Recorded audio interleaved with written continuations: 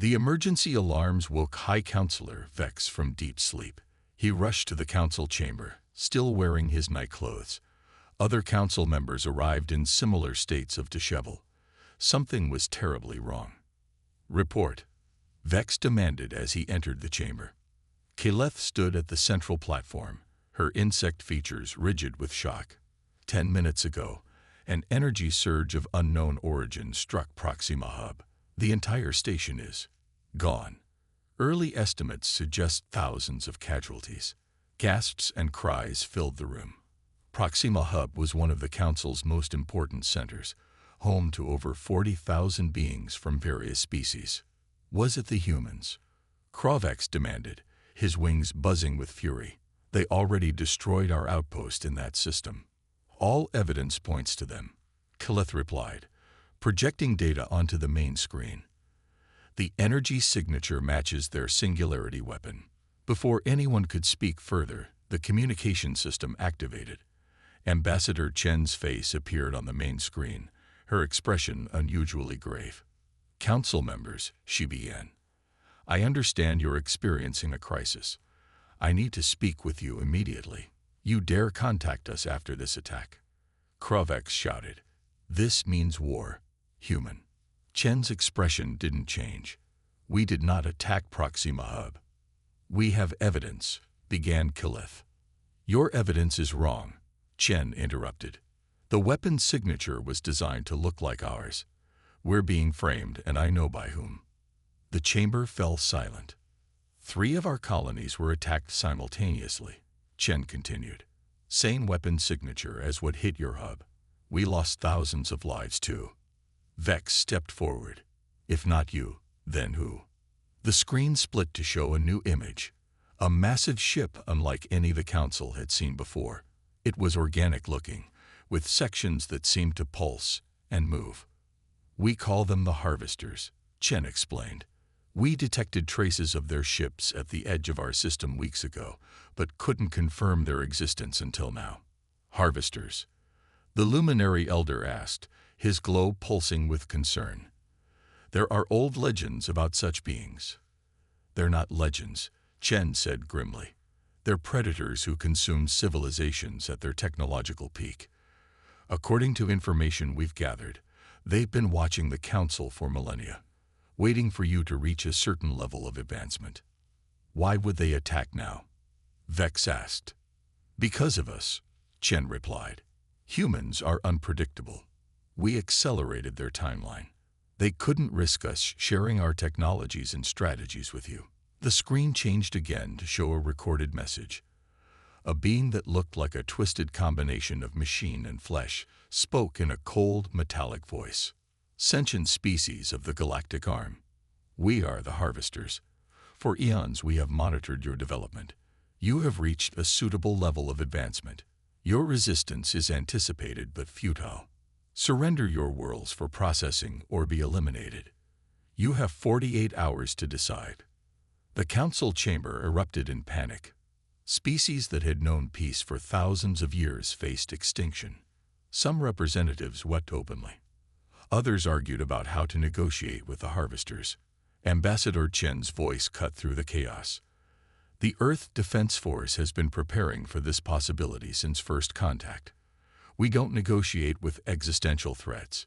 You can stand with us or stand aside." The Council's outpost station hung in space like a glittering silver flower, usually a quiet diplomatic post. Today it buzzed with activity. The human ship was approaching. "It's so primitive," remarked Station Commander Zilta, watching the vessel on the main screen. The human ship was bulky and angular, nothing like the sleek Council designs, yet it had traveled faster than any Earth vessel should be capable of moving. A communication officer looked up from his console. "They're requesting docking permission. They say they have an envoy aboard. Just one human." "One?" Zilta blinked in surprise. "Scan the ship." "Already did, Commander. There's only one life form aboard. Female human." High Counselor Vex, who had traveled to the outpost personally for this historic meeting, nodded. "Grant permission, but maintain full security protocols." The human ship docked with surprising precision. The Council Reception Committee, consisting of representatives from 6 different species, gathered at the airlock. Security officers stood ready, though their weapons remained holstered. With a hiss of equalizing pressure, the airlock opened. A human woman stepped through. She was of average height for her species, with dark hair pulled back neatly and deep brown skin. She wore a simple blue uniform with a small patch showing Earth's continents. Her expression was calm, but her eyes moved quickly, taking in every detail of the station and its occupants. "I am Ambassador Eleanor Chen of Earth," she said in perfect Galactic standard, surprising everyone present. "Thank you for allowing me to dock." High Counselor Vex stepped forward. "I am Vex, High Counselor of the Galactic Federation. How do you speak our language? Our translator technology was not shared with your people." Ambassador Chen smiled slightly. "We learned it from your observer, T-Pax. He's been very helpful since we identified him 3 weeks ago." Murmurs spread through the reception committee. T-Pax had been discovered. Yet he continued sending reports, never mentioning this fact.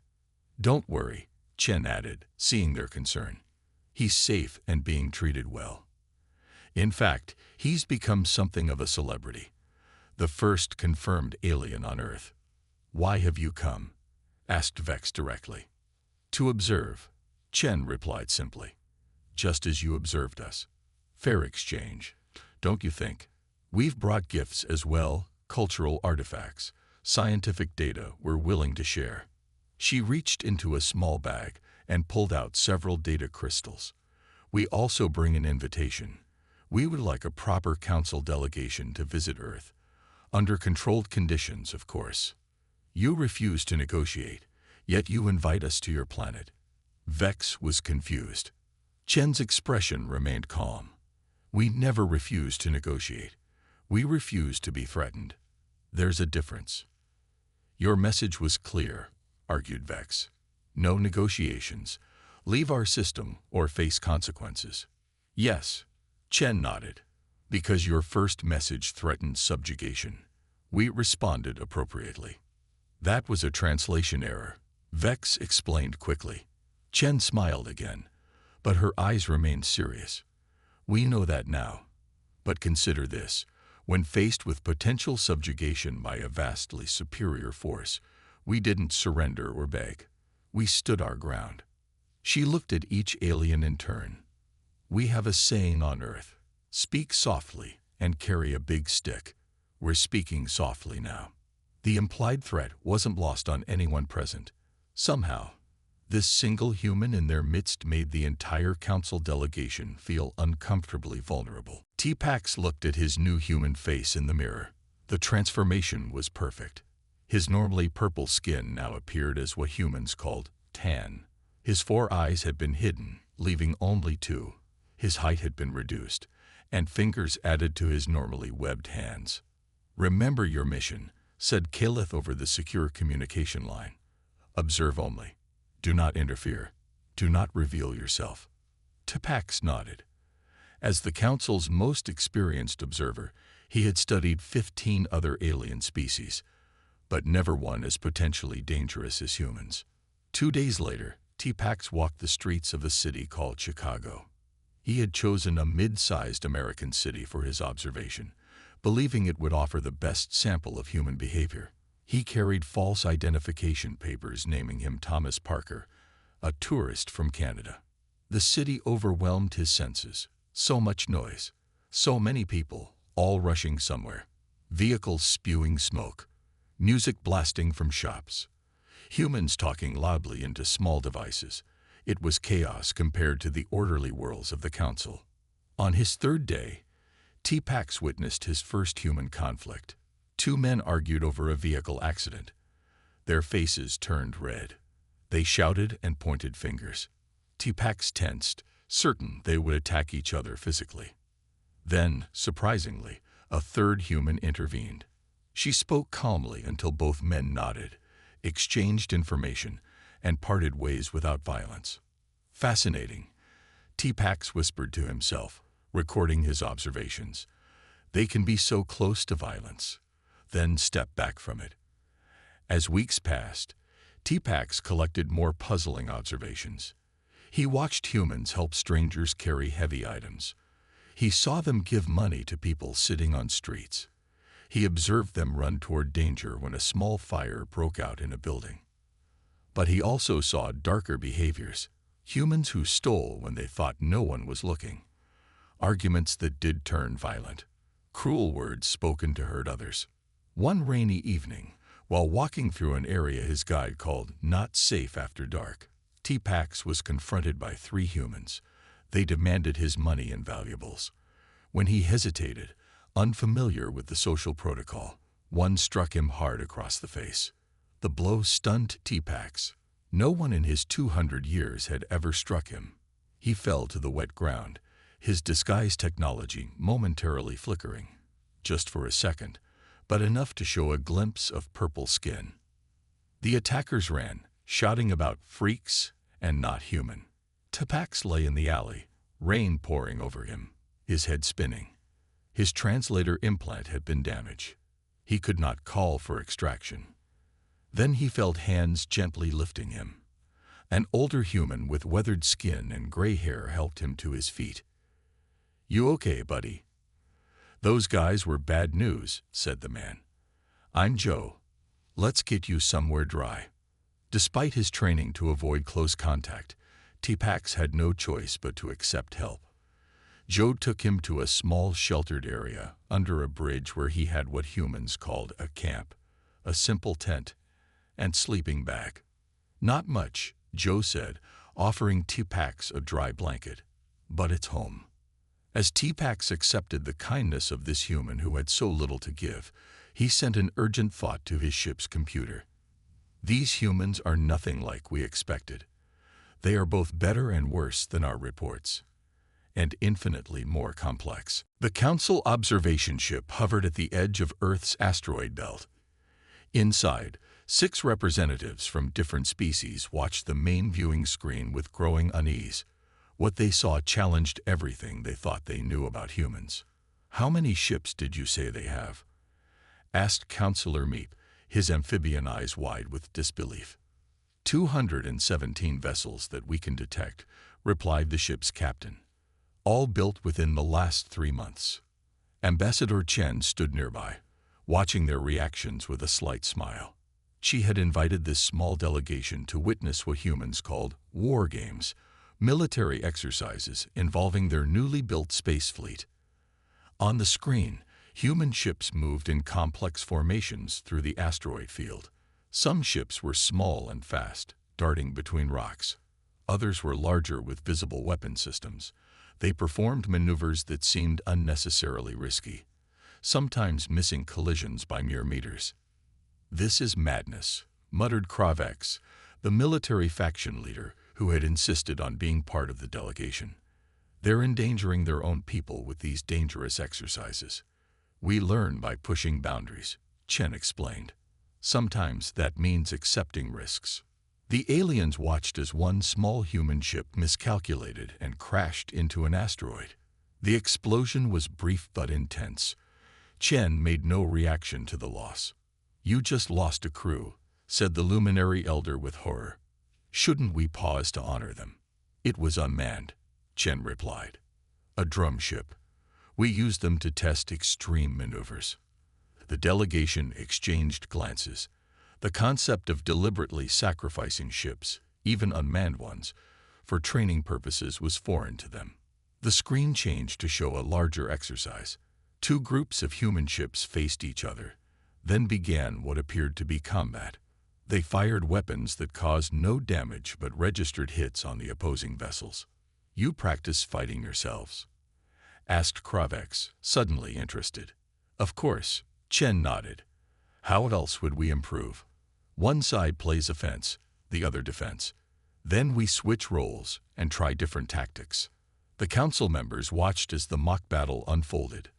The human ships used asteroids for cover, set traps, created diversions, and executed surprise attacks. Nothing about their strategy was predictable.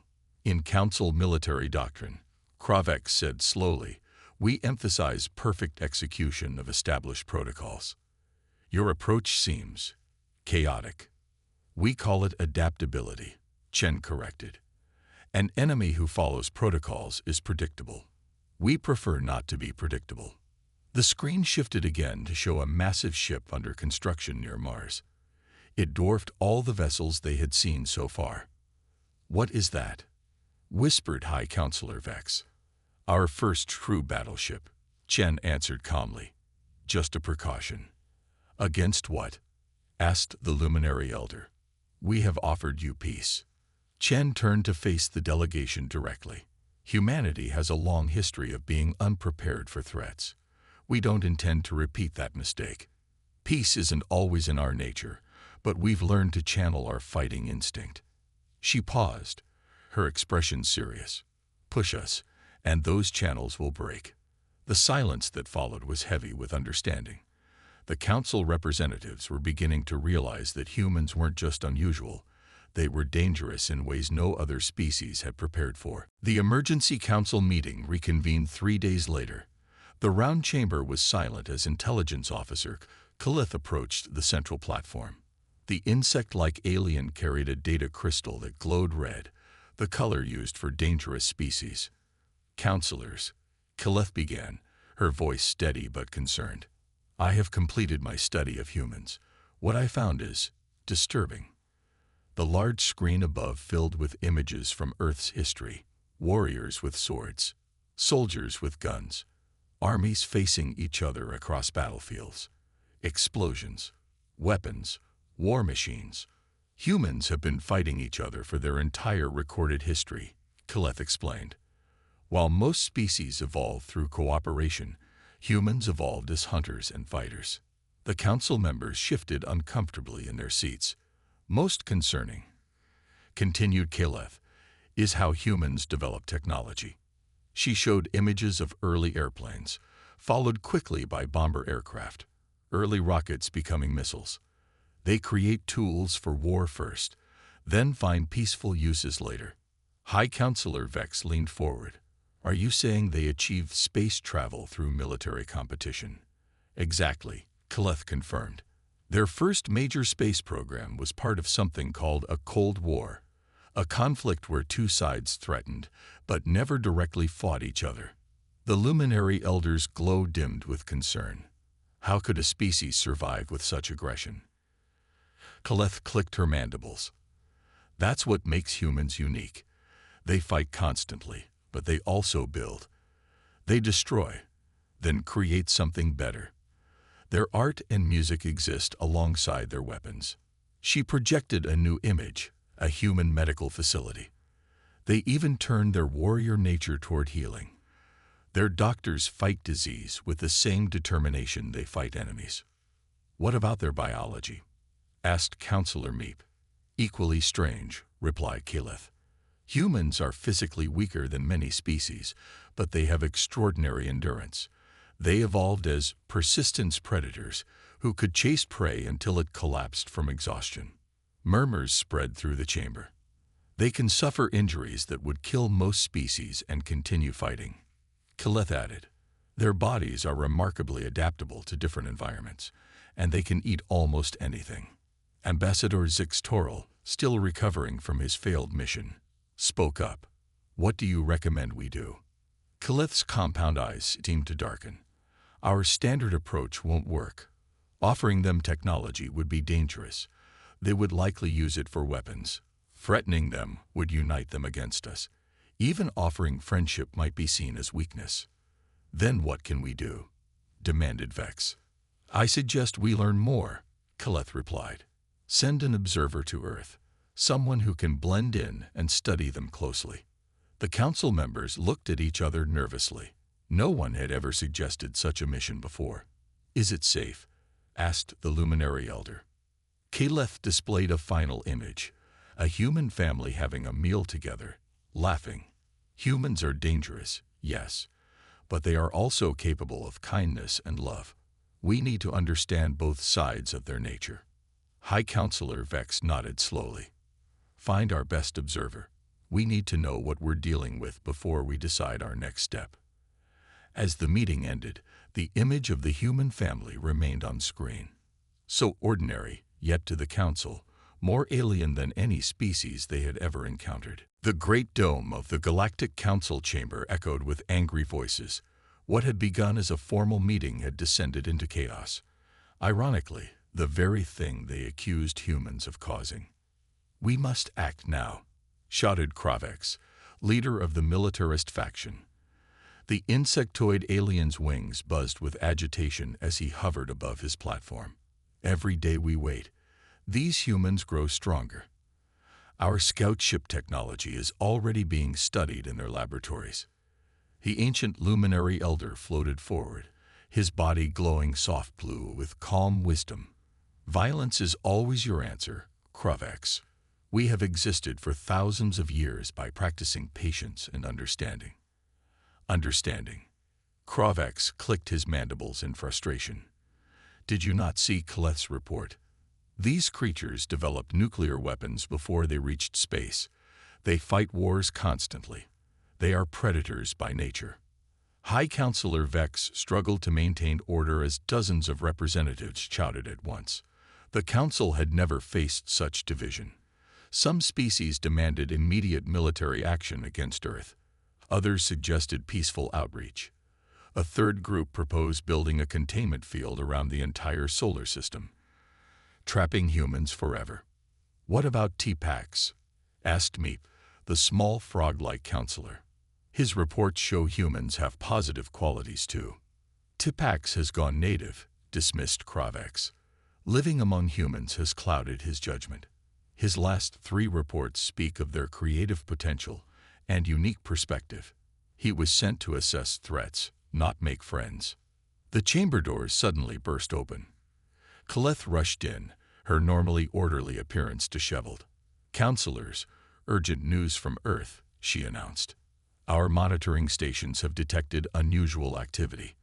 The humans have begun reverse engineering technology from our downed scout ship." Images appeared on the main screen. Human scientists working on strange devices. Military personnel testing new weapons with familiar energy signatures. Engineers studying materials not found on Earth. "Impossible," whispered the luminary elder. "Our technology is centuries beyond theirs. It would take them decades to understand even basic principles." "Apparently not," replied Kaleth. "They've already replicated our scanner array, and they're working on an engine prototype similar to our short-range drives." The Council fell silent.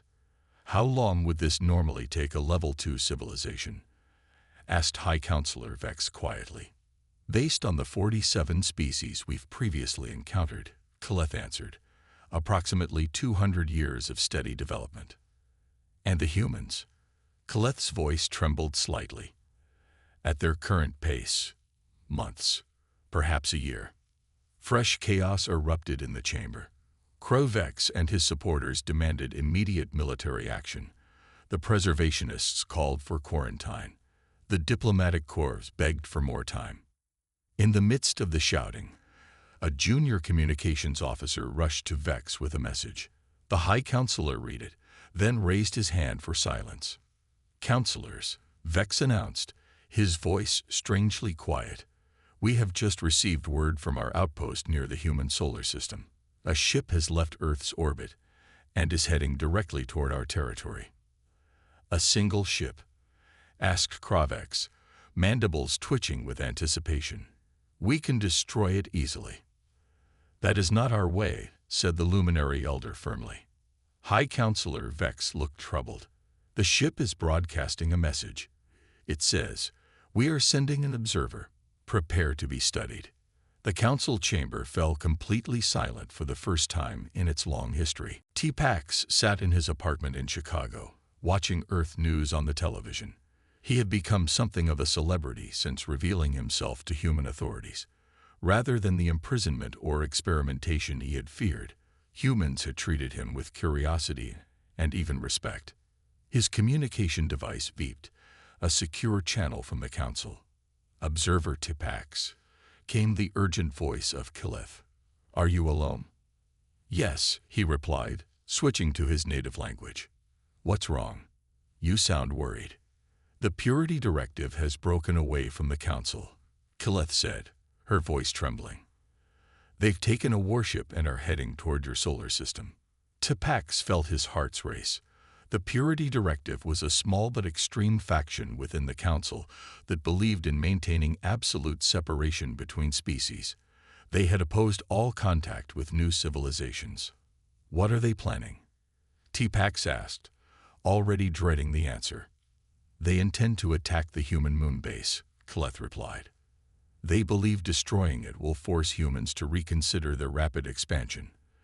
The Council has condemned this action, but we cannot stop them in time. Tipax ended the communication and immediately contacted human authorities. Within minutes, he was transported to a secure facility where military leaders were already gathering. How much time do we have? Asked General Martinez, the commander of Earth's space defense. Hours at most, Tipax explained. Their ship is faster than anything humans have built so far. The room burst into activity. Orders were given. Alerts sent. The moon base prepared for evacuation. But they were too late. The Purity Directive ship appeared suddenly near the moon, using technology that hid it from human sensors until the last moment. It fired a single, powerful energy beam at the human base. Defense systems activated automatically, but they weren't enough. 17 humans died in the attack before the moon base's experimental shield technology engaged, protecting the remaining personnel. On Earth, Ambassador Chen stood before the council delegation, her face hard with controlled anger. You promised peace, she said coldly. This was not our doing. High Counselor Vex insisted desperately. The Purity Directive acted against our direct orders. They are rebels, not representatives of the Council. Chen nodded once. We understand the difference. That's why we're responding proportionally. Responding. The luminary elder's glow pulsed with alarm. What do you mean? Before anyone could answer, a communication officer rushed into the room. High Counselor, our outpost in the Proxima system has been. It's gone. Gone, Vex repeated. What do you mean, gone? Destroyed, the officer said, by some kind of artificial singularity weapon. The entire station was pulled into it. There were no survivors. All eyes turned to Chen. The outpost was uninhabited, she said calmly. We confirmed that before the strike. Unlike your rogue element, we do not target civilian lives. You've developed singularity weapons, Kravax asked, his mandibles clicking in agitation. That's impossible for your level of technology. We're quick learners, Chen replied simply.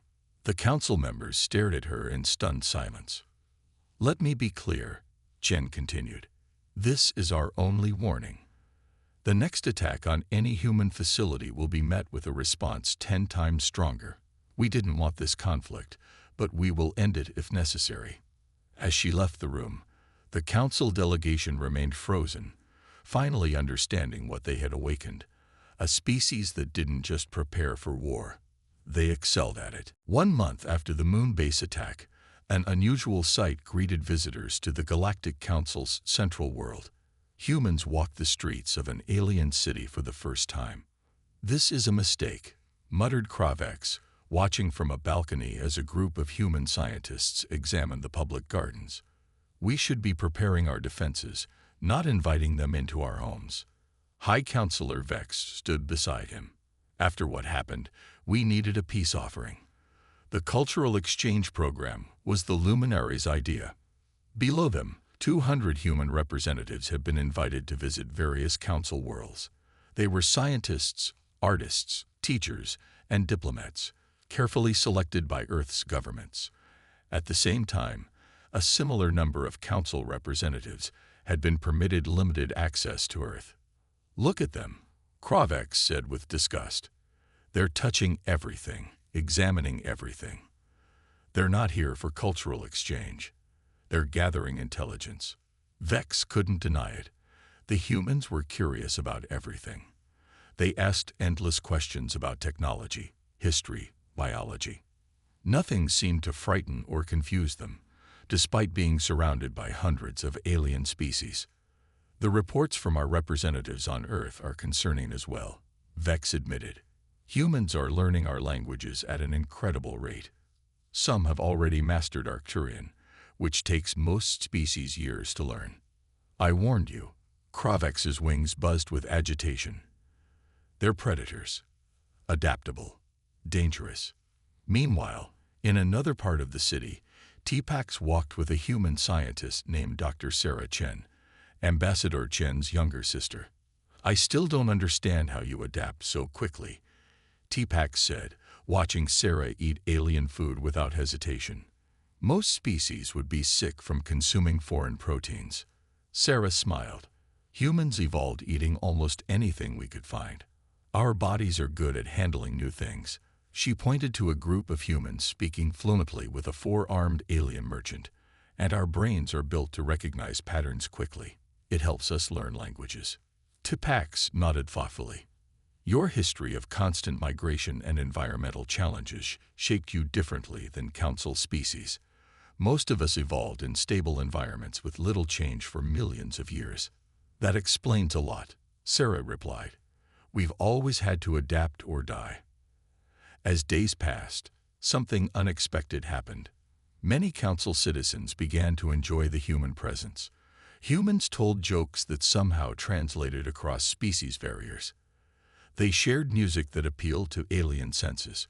They showed genuine interest in cultures vastly different from their own. In the council chambers, the luminary elder reported this disturbing trend. We have a problem, the glowing elder announced. Our citizens are adopting human behaviors and perspectives. Some are even requesting human entertainment and food. Cultural contamination, Kravex hissed, exactly as I predicted. Yes, the luminary agreed, but not in the direction we expected. We worried humans would be influenced by us. Instead, our people are being influenced by them. High Counselor Vex looked troubled. How is this possible? We are older, more advanced civilizations. The luminary's glow dimmed slightly. Perhaps being older isn't always an advantage. The humans bring fresh perspectives, new ideas. Their chaotic creativity is appealing to many.